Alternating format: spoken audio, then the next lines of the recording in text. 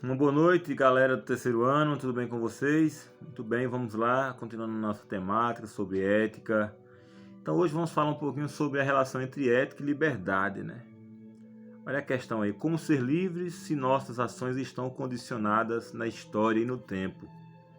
Observem que eu coloquei uma figurinha, né, para provocar vocês, né, uma figurinha de um lado simbolizando um anjinho, uma auréola, de outro lado um diabinho de vermelho. Isso para lembrar o quê? Que muitas vezes nas nossas atitudes, ok, nas nossas decisões morais, dá a impressão que existe dentro da gente, né, duas forças antagônicas que se debatem e que estão sempre em conflito entre agir bem e entre agir mal.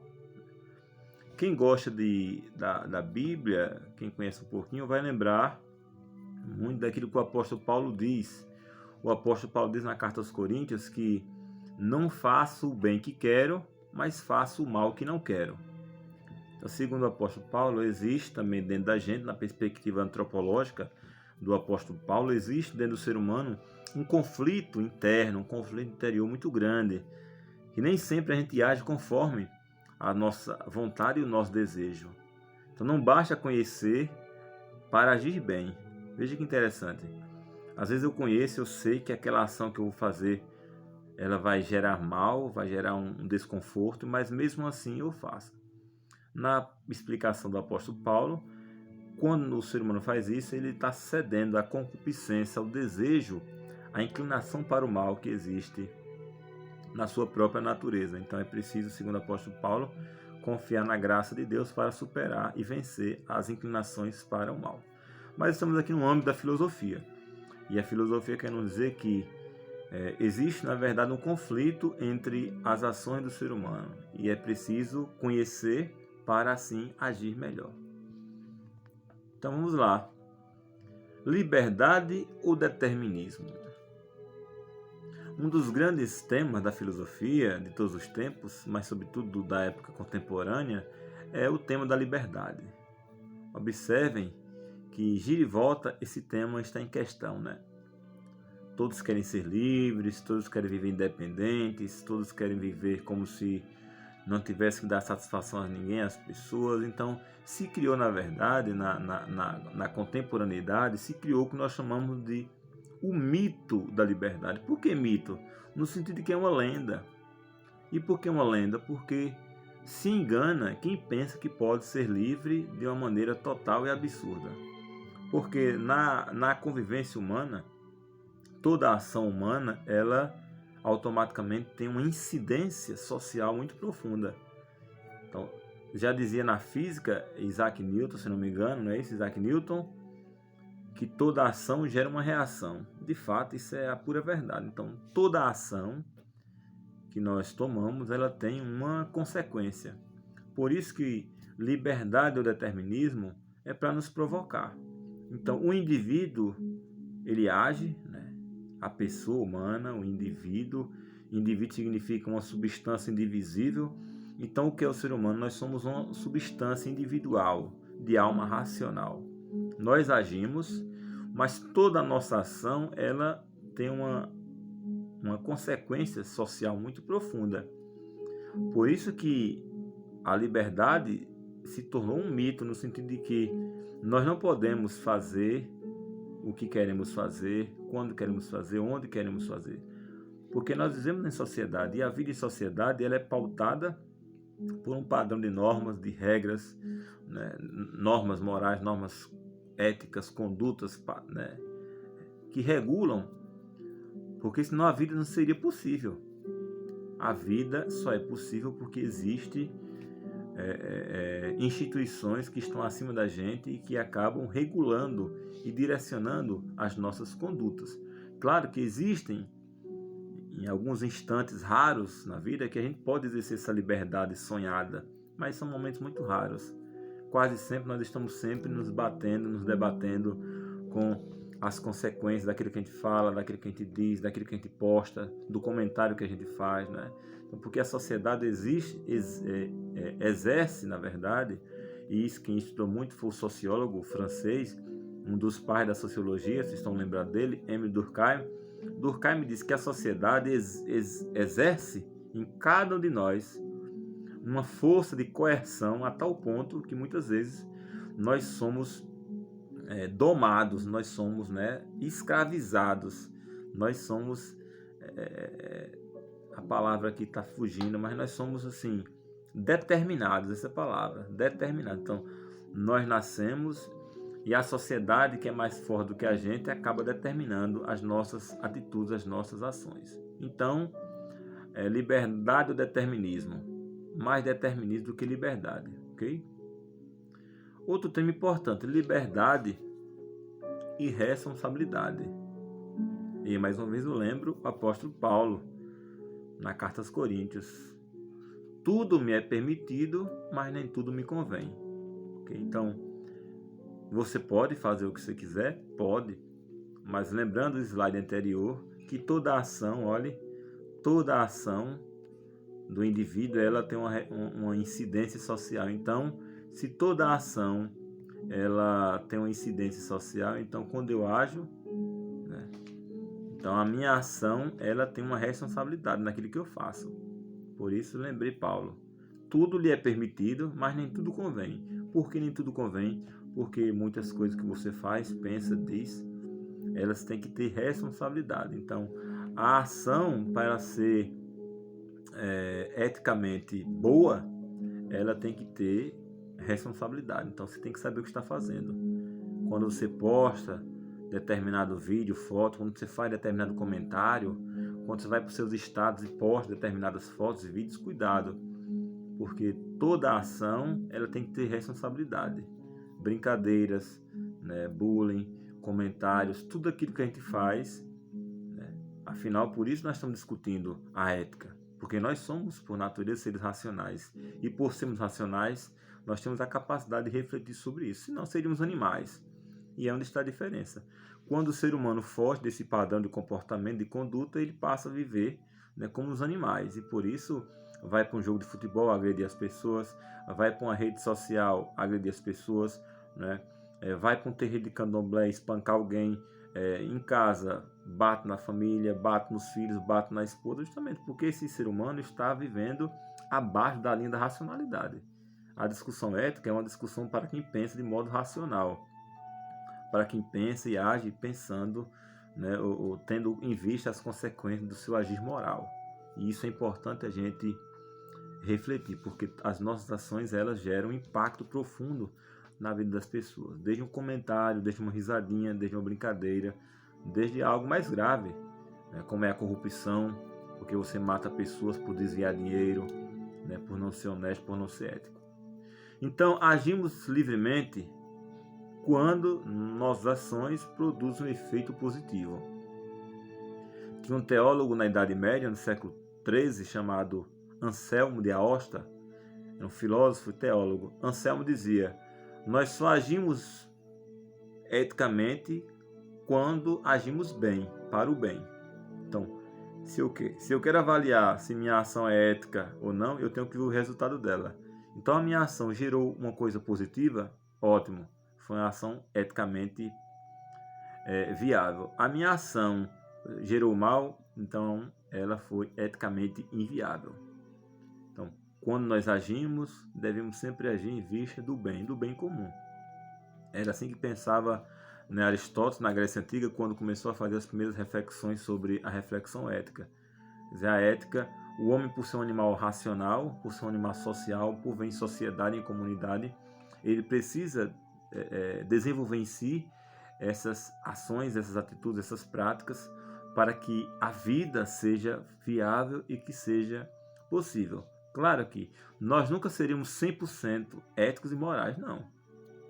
Não, porque em determinado momento nós vamos falhar, não somos máquinas, mas a reflexão é para nos ajudar um relativismo que existe muito forte em nosso meio. Qual o relativismo? Justamente de ofender as pessoas, de assumir certas práticas e posturas e não ter nem consciência do mal que essas práticas ou que essas atitudes geram na vida das pessoas. Veja que interessante. Então, os gregos desenvolveram uma reflexão sobre o campo das virtudes. Isso é interessante. Então, o que é a virtude? A areté. A palavra virtude, né, significa areté em grego. Areté quer dizer é a felicidade. Então, o que é a vida feliz, segundo Aristóteles, segundo os gregos? É quando as minhas atitudes, né, elas geram felicidade nas pessoas, na minha família, no meu trabalho, na minha escola, na minha comunidade. Quando eu sou motivo de tristeza, é porque eu estou exercendo os vícios. Então, para Aristóteles, isso é interessante. Então, a virtude é uma qualidade humana que nós vamos desenvolvendo, que nós vamos exercitando na convivência social. Porém, existem os vícios. O que são os vícios, segundo Aristóteles? Os vícios podem ser o excesso ou podem ser a falta. Daí aquele ditado, né, popular que nem 8 nem 80.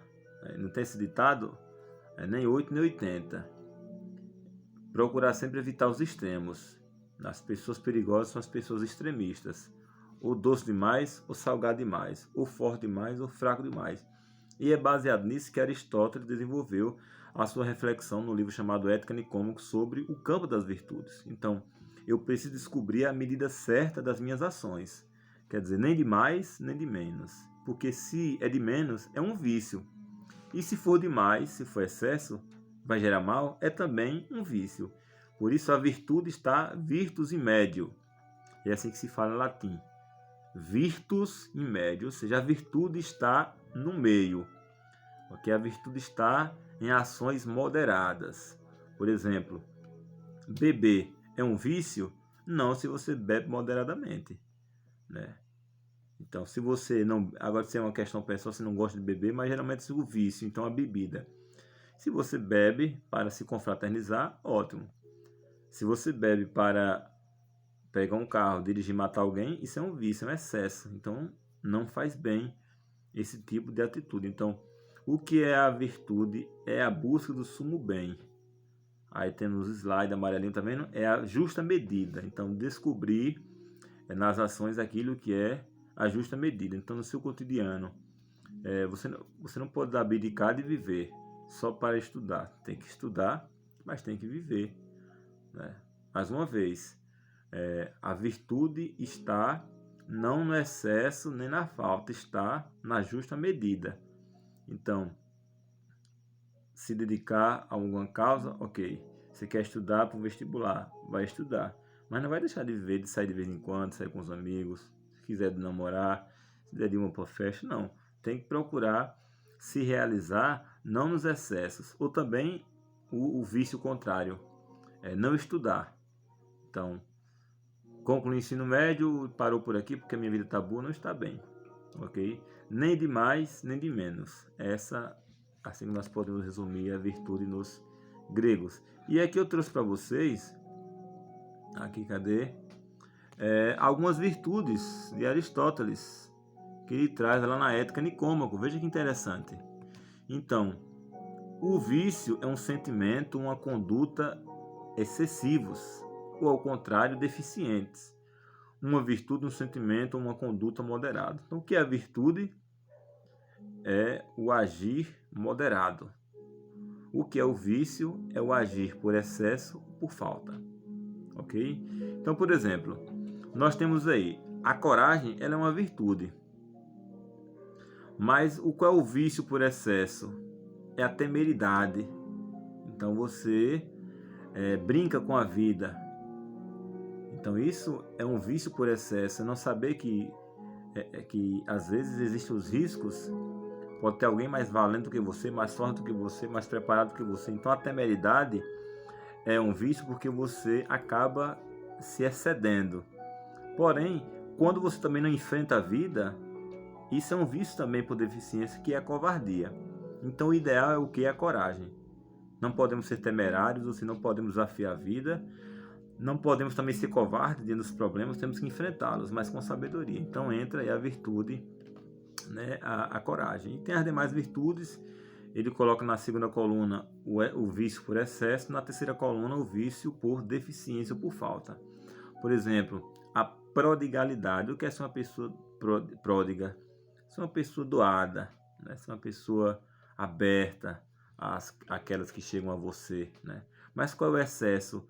Quando você esbanja aquilo que você tem, né? Você não dá nada a ninguém, né? Então, ser pródigo é ser aberto, é ajudar as pessoas, né? Se necessário, com os bens que você tem.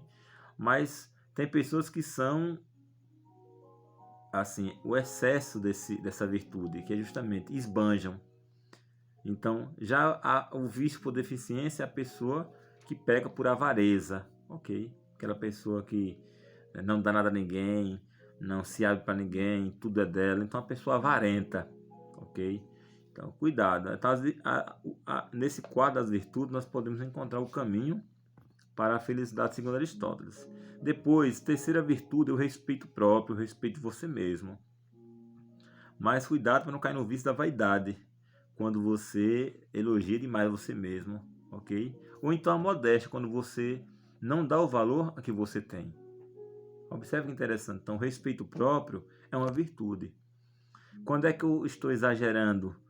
Quando eu me torno vaidoso, eu acho que eu sou o melhor, que eu sei tudo, que eu posso tudo, que eu sou melhor, que eu sou mais inteligente, que eu sou mais isso, mais aquilo. Já o que é o vício por modéstia é quando você não reconhece as suas capacidades. Então, observe que nesse quadro de virtudes, nós podemos aprender muito para as nossas vidas. Aí vem depois a veracidade, é uma virtude, né? A veracidade. O vício por excesso é o orgulho. O vício por falta, o descrédito próprio. E depois nós temos a prudência, o excesso é a ambição, o vício é a moleza. Depois nós temos a amizade, é uma virtude a amizade, mas por excesso é chamada de condescendência. O que é condescendência? É quando você não é capaz de alertar o seu amigo ou sua amiga, né, sobre algumas questões pessoais. E o vício por deficiência é o chamado enfado, né, quando você perde a capacidade de se encantar pelo amigo ou pela amiga. Nós temos a chamada justa indignação, o excesso é a inveja e a deficiência é a malevolência. Então, aprendamos disso. A virtude da vida está sempre, né, não no excesso, não na falta, mas na justa medida. Okay? Nem de mais, nem de menos. Lembrem sempre o ditado, nem 8, nem 80. E aqui nós temos algumas virtudes humanas para terminar essa aula. A tolerância é uma virtude, né? É a moderação, a delicadeza, a paciência, a cortesia, o serviço, o perdão, a honradez, a responsabilidade, a justiça, a criatividade e a generosidade. Eu trouxe aqui também para vocês, existe na teologia chamadas virtudes teologais, qualidades relativas à fé, que estão na carta do apóstolo Paulo, na carta aos Coríntios, lá no capítulo 13, que é a fé, esperança e caridade, ou também amor, que é a mesma coisa. Caritas em latim é amor. Então essas são as chamadas virtudes teologais, fé, esperança e amor. Segundo o apóstolo Paulo, a mais importante delas é o amor, ok? Depois nós temos aqui as chamadas virtudes cardeais, ou seja, virtudes que são essenciais na vida do ser humano, que é a prudência, a justiça, a fortaleza e a temperança, ok? Então são virtudes chamadas cardeais, ou seja, porque são essenciais na convivência humana.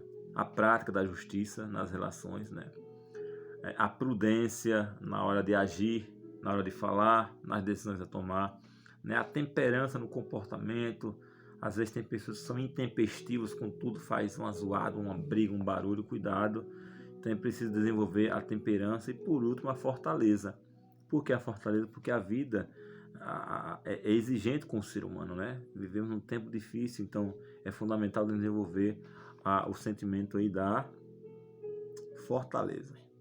E para terminar, eu trouxe aqui para vocês uma atividadezinha, ok? Vocês vão fazer essa atividade, ok? Qual atividade é essa? Primeiro eu coloquei um pensamento aí de um filósofo psicanalista também chamado Erich Fromm, que diz: o bem é a afirmação da vida. O desenvolvimento das capacidades humanas. A virtude consiste em assumir a responsabilidade por suas próprias existências. O mal constitui a mutilação das capacidades do homem. O vício reside na irresponsabilidade perante si mesmo. Vocês vão ler esse pequeno texto e vão refletir, produzir algumas respostas. Por exemplo, no caderno de vocês vão responder: o que significa afirmar a vida como um valor em si mesma? Por que a vida é um valor em si mesma? A existência, a vida humana, por que ela é um valor inviolável que não pode ser estragado, não pode ser destruído, não pode ser tirado? Pergunta 2. De onde nasce o rompimento entre liberdade e responsabilidade? Onde é que está o momento em que o homem deixa de ser responsável por suas atitudes? O que é que causa isso? Terceiro, como viver e exercer a liberdade logo que estamos presos às diversas estruturas sociais e culturais que exercem poder sobre nós? Como ser livre neste mundo que determina o modo de vestir, o que eu posso comer, o que eu devo comer, como eu posso estudar, que determina toda a minha vida? Como ser livre numa estrutura que me aprisiona? Número 4, quais são os principais vícios que interferem diretamente em sua vida? Você tem vícios? Baseado naquele de Aristóteles que eu mostrei, você tem algum tipo de vício? Cite esses vícios, em que é que atrapalham você.